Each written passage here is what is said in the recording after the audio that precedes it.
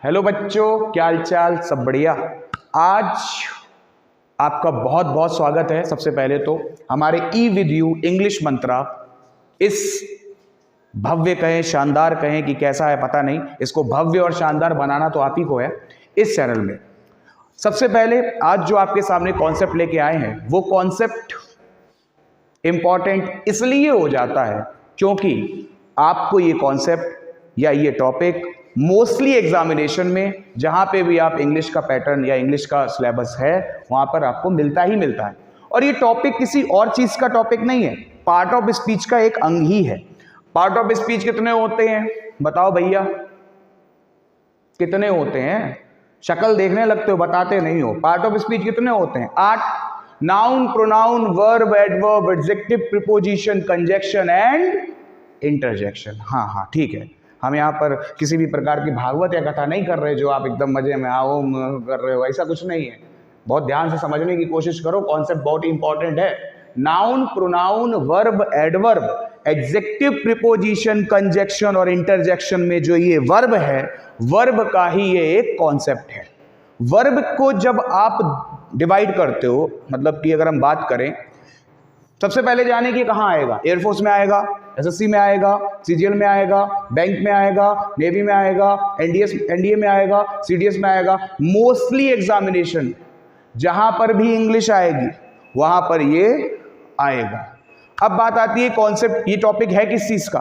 Part of speech 8 में तीसरा number कौन किसका? वर्ब का। Noun, pronoun, verb. वर्ब में अगर आप थोड़ा सा घुस जाएं, अंदर चले जाएं, तो वर्ब के अंदर आपको बहुत सारी वर्ब मिलती। कौन कौन सी? Causative verb, auxiliary verb, helping verb, main verb, transitive verb, intransitive verb, finite verb, non finite verb, dynamic verb, बहुत कैपुलर वर्ब, बहुत सारी वर्ब्स हैं। लेकिन बात यहाँ पर यह है कि इन बहुत सारी वर्ब्स में हम मेनली अगर इसको डिवाइड करें तो हम 3 भागों में डिवाइड करते हैं। थोड़ा समझने की कोशिश करना, जैसे कि इसको समझिएगा थोड़ा।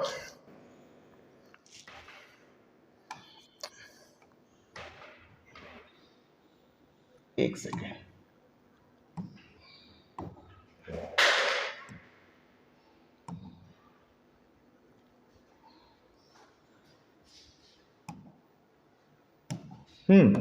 समझिएगा, जैसे कि अगर वर्ब को हम डिवाइड करें मेनली 3 पार्ट्स में, तो फर्स्ट पढ़ रहा है आपका कौन सा? Main verb. सेकेंड पढ़ रहा है आपका कौन सा? Linking verb. And third is auxiliary verb.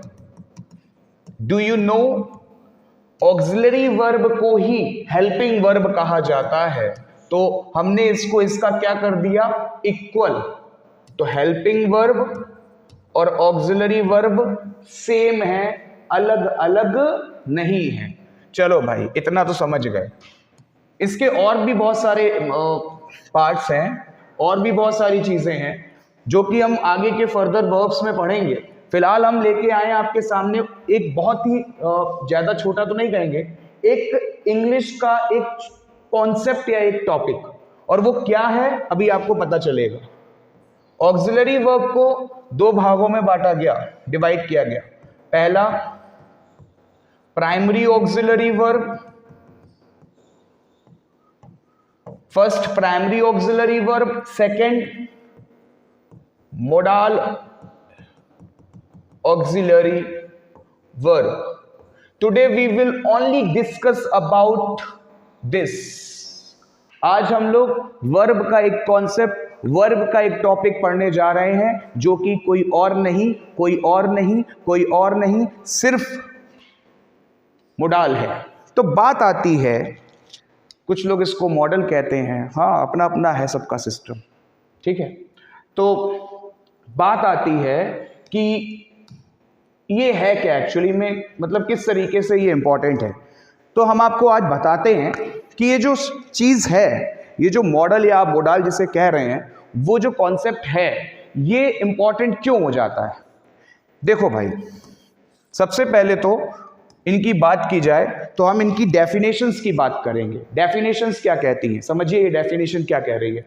Modals are the auxiliary verb. हमने आपको पहले ही बता दिया कि ऑक्सिलरी वर्ब, मोडाल, एक ही बात, ऑक्सिलरी वर्ब दो भागों में divide, first modal, second primary auxiliary. Primary auxiliary दो भागों में, do verb, have verb, be verb, 3 भागों में, do verb, have verb, be verb. हम लोग पढ़ रहे हैं किसका? मोडाल ऑक्सिलरी का। तो modal auxiliary are the modal auxiliary या modals are the auxiliary verb. हम लोग तो पहले ही ये चीज बोल रहे थे। Which are used to express different modalities such as wish, willingness, इच्छा, कामना, promise, वचन, threat, धमकी, determination. Do you know what is the mean of determination?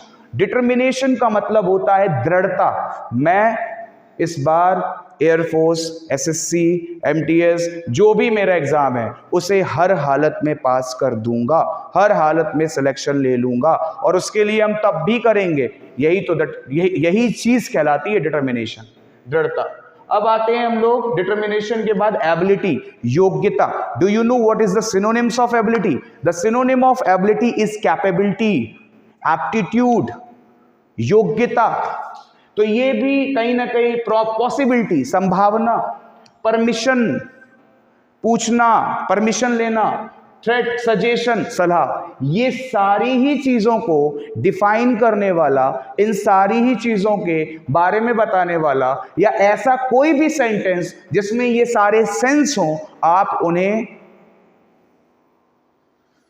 Tense में नहीं, प्रेजेंट, पास्ट, फ्यूचर के अकॉर्डिंग नहीं, बल्कि मोडाल की हेल्प से बनाते हैं।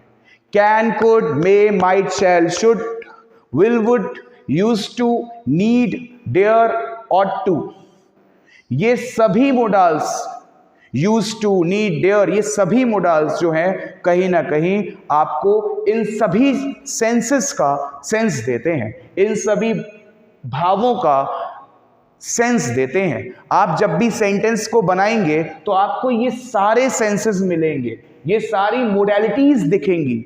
आपको ये सारी मोडेलिटीज जहां दिख जाएं, बस इन सारी मोडेलिटीज को बताने वाला ही क्या कहलाता है? मोडाल्स कहलाता है। अब बात आती है कि भाई they are always followed by bare infinitive. ये क्या चीज है? सबसे पहले तो हम लोग समझेंगे कि बेयर इन्फिनेटिव होता क्या है। तो देखो भाई, बेयर इन्फिनेटिव क्या है? ग्रामेटिकल पोर्शन के अंदर आपने स्कूल्स में, कॉलेज में, अपने उस समय में जब आप पढ़ाई करते थे, मतलब कि स्कूल कॉलेज जाया करते थे, या आज भी अगर आप कॉम्पिटिटिव तैयारी कर रहे हैं, तो आप infinitive, bare infinitive, participle, gerund, इनके बारे में कहीं ना कहीं सुनते थे। नॉन फाइनाइट वर्ब होती हैं ये, नॉन फाइनाइट वर्ब कहा जाता है इनको। इनके बारे में आगे ये सब चीजें रहेंगी। फिलहाल बेयर इन्फिनेटिव क्या है?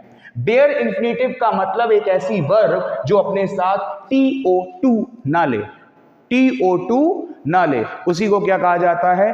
बेयर इन्फिनेटिव कहा जाता है। जैसे कि थोड़ा समझिएगा, जैसे मान लीजिए लिखा हुआ है टू रीड, तो ये आपका कहीं ना कहीं to plus first form of the verb है।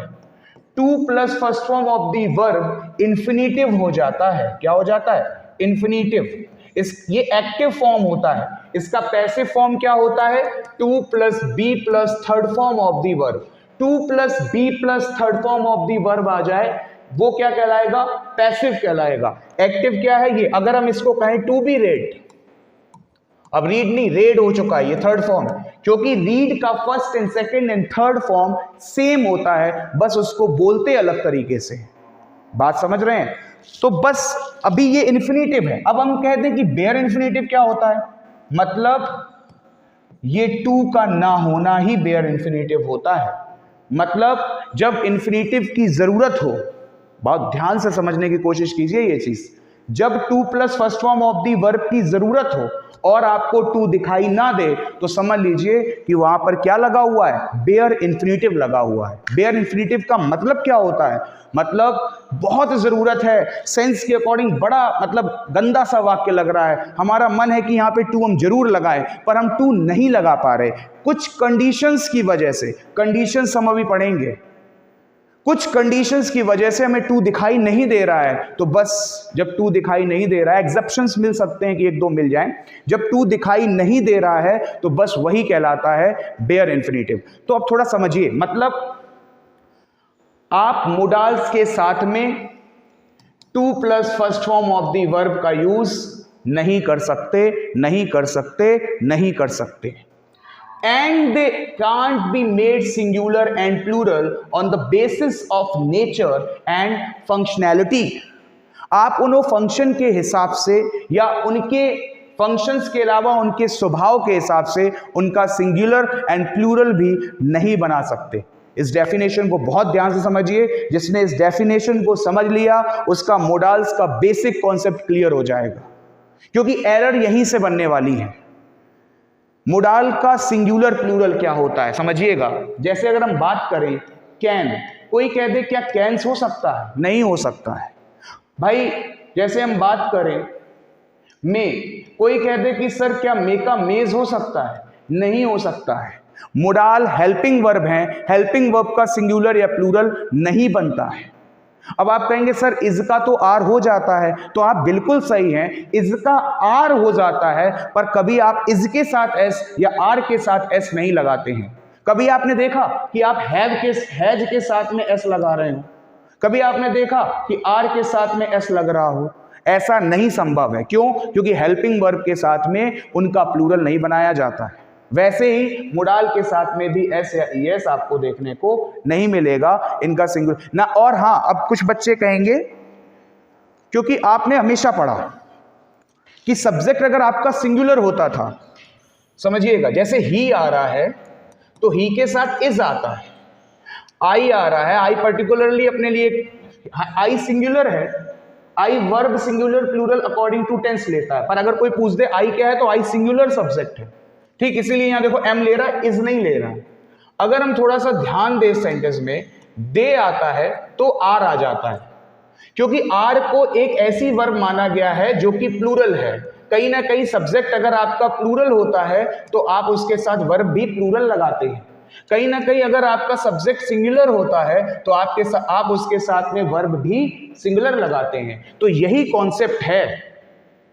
क्या सर ऐसा हो सकता है कि ये जो आप मोडाल्स हमें पढ़ाने जा रहे हैं, इन मोडाल्स में भी कोई सिंगुलर प्लूरल की खासियत छुपी हो, या आई के साथ हम कैन का यूज करते हो, वी के साथ हम मे का यूज करते हो? कोई ऐसी फालतू की बात अपने दिमाग में मत लाइएगा।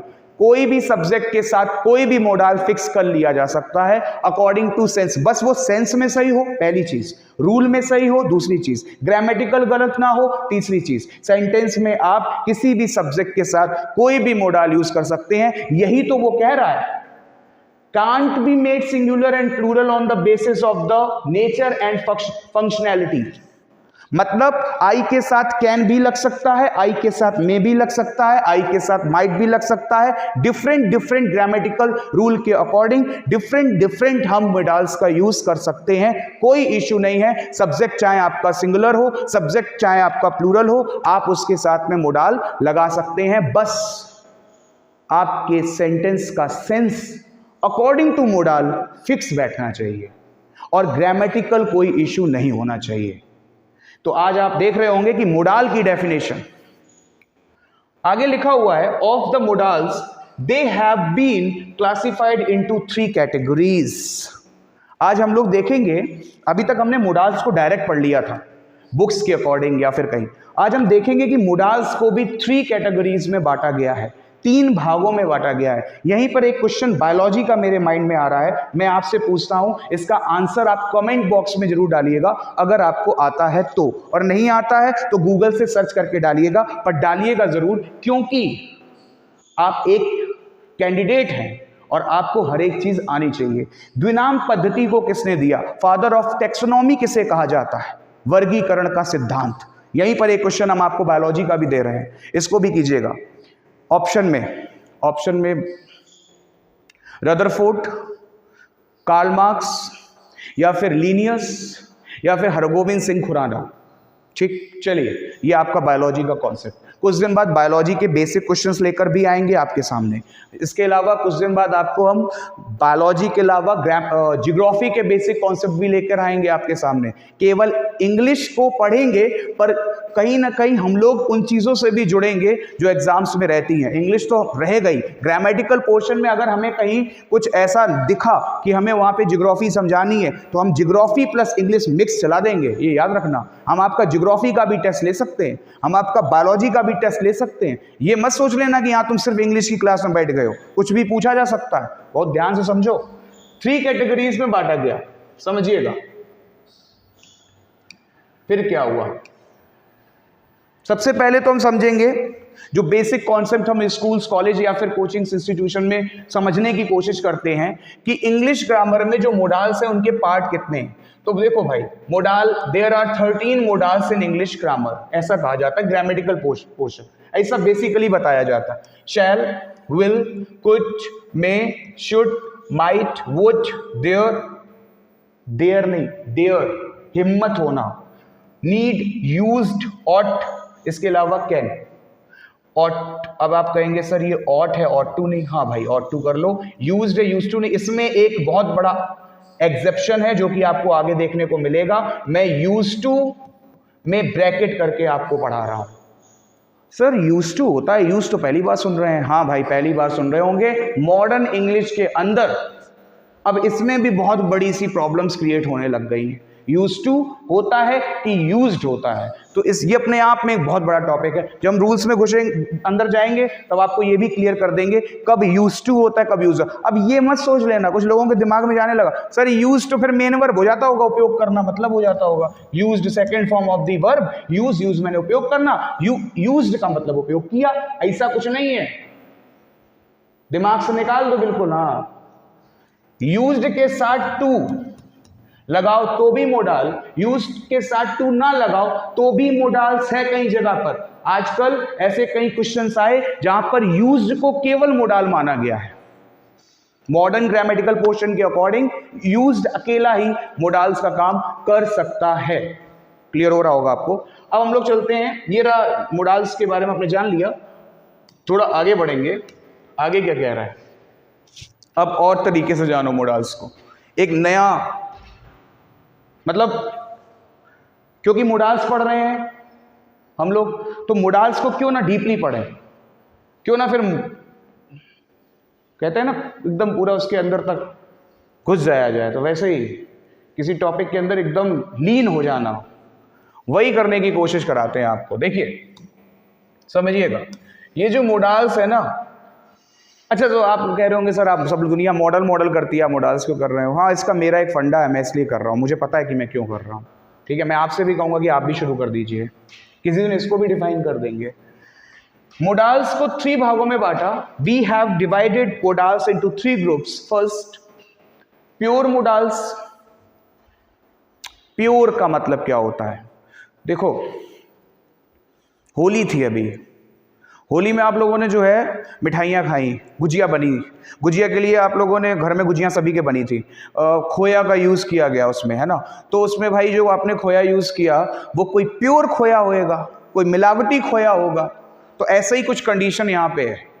प्योर मोडाल्स का मतलब जो सिर्फ मोडाल्स हैं और कुछ नहीं है, और कुछ नहीं का मतलब सिर्फ मोडाल्स ही हैं ये, और किसी रूप में आपको देखने को नहीं मिलेंगी। ये आपको कभी मेन वर्ब के रूप में देखने को नहीं मिलेंगी, ये आपको कभी भी किसी और रूप में नाउन वाउन के रूप में देखने को नहीं मिलेंगी। ये सिर्फ और सिर्फ कौन है, मोडाल्स हैं। मोडाल्स का मतलब हेल्पिंग वर्ब हैं। हेल्पिंग वर्ब का मतलब कि ये जो भी काम करेंगी अपने बाद एक मेन वर्ब जरूर लेंगी। क्या लेंगी, मेन वर्ब। क्यों लेंगी, क्योंकि हेल्पिंग वर्ब के बाद हमेशा एक मेन वर्ब लगाया जाता है, तभी वो हेल्पिंग वर्ब कहलाती है। याद रखो। कैसे, समझिए इसको भी। इज, एम और वॉज, वर, इसके बाद आईएनजी फॉर्म आती है। अगर आईएनजी फॉर्म नहीं आएगी तो ये भी हेल्पिंग वर्ब नहीं कहलाएगी, याद रखिएगा। तो ये लिंकिंग वर्ब बन जाएगी। हमेशा याद रखो कि हेल्पिंग वर्ब के बाद एक मेन वर्ब का होना अति आवश्यक है। अगर मेन वर्ब नहीं होगा तो फिर वो क्या बन जाएगी बेटा, क्या बन जाएगी, लिंकिंग वर्ब बन जाएगी। बहुत ध्यान से समझिएगा, लिंकिंग वर्ब कौन होती है, लिंकिंग वर्ब अपने बाद कॉम्प्लीमेंट लेती है। बहुत ध्यान समझिएगा। कॉम्प्लीमेंट को हिंदी में क्या कहते हैं? कॉम्प्लीमेंट को हिंदी में पूरक कहते हैं। ये पूरक कितने प्रकार के होते हैं? These complements are divided into two groups, first subjective complements, second objective complement. कैसे होता है ये सब अभी आपके सामने क्लियर कर रहे हैं। देखो लिखा हुआ है ही इज वॉकिंग, वह टहल रहा है, वॉक कर रहा है। इस सेंटेंस में इज एम आर ने अपने बाद क्या लिया? आईएनजी लिया। यहां पर ये आईएनजी क्या है? मेन वर्ब है। मेन वर्ब को ही क्या कहते हैं? हेल्पिंग, नहीं भाई हेल्पिंग वर्ब नहीं कहते हैं, मेन वर्ब को मेन वर्ब ही कहते हैं या प्राइमरी वर्ब। अब बात आती है कि ये इज क्या है, तो इज यहां पर हेल्पिंग वर्ब है। हेल्पिंग वर्ब को क्या कहते हैं? ऑक्सिलरी वर्ब भी कहते हैं। तो ये दोनों ही है। क्लियर? एक ही बात। ठीक, सेंटेंस समझ गए? ठीक है। इज आ रहा था ना, क्या है? Helping verb. क्यों है? क्योंकि इसके बाद मेन वर्ब है। पर अगर मेन वर्ब नहीं होता, ही इज किंग होता, ही इज किंग होता, आईएनजी नहीं होता। अब देखो आईएनजी नहीं है, वह राजा है। यहां पर इसने अपने बाद क्या नहीं लिया? मेन वर्ब नहीं लिया। इज क्या हो गया? लिंकिंग वर्ब हो गया। तो ये भाई साहब कौन हो गए? ऑब्जेक्ट नहीं है, सब्जेक्ट को डिफाइन कर रहे हैं। राजा कौन है? वह है। वह कौन है? राजा है। नाउन या प्रोनाउन की जो विशेषता बताएं वो कौन होते हैं? एडजेक्टिव होते हैं। कहीं ना कहीं वही तो राजा है। तो यहां पर ये कहलाता है कॉम्प्लीमेंट। अब ये कौन सा कॉम्प्लीमेंट है? तो ये सब्जेक्टिव कॉम्प्लीमेंट है। क्यों है सब्जेक्टिव? क्योंकि ही मतलब कि सब्जेक्ट को डिफाइन कर रहा है। ये खेल समझना था हमें, समझ लिया?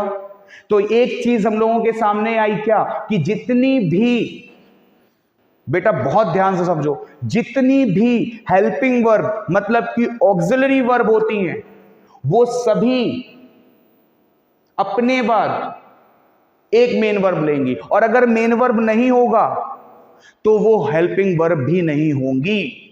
Concept clear? आगे चलिए। मार्जिनल्स क्या होते हैं? पहला प्योर समझ लिया, ये अपने बाद हमेशा क्या लेंगे? Main verb. ठीक है। मार्जिनल्स इन्हें कहते हैं semi modals. Semi modals, semi का मतलब आधे, अर्ध, आधा।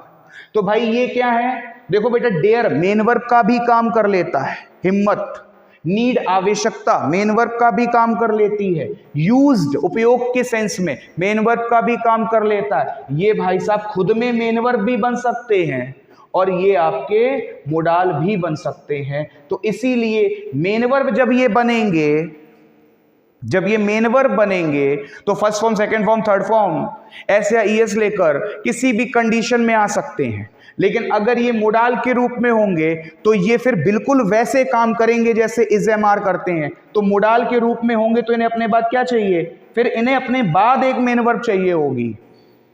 अपने बाद क्या चाहिए होगी? मेन वर्ब चाहिए होगी। और रूल अभी आप जस्ट इसकी डेफिनेशन में पढ़ के आए कि मोडाल के बाद जो भी अगली मेन वर्ब आएगी उसमें कहीं बीच में टू नहीं होना चाहिए, क्योंकि ये मोडाल जब बन जाते हैं तो अपने बाद कभी भी टू नहीं लेते, इन्फिनेटिव नहीं लेते, बेयर इन्फिनेटिव लेते हैं। और बेयर इन्फिनेटिव का मतलब टू का ना होना ही होता है।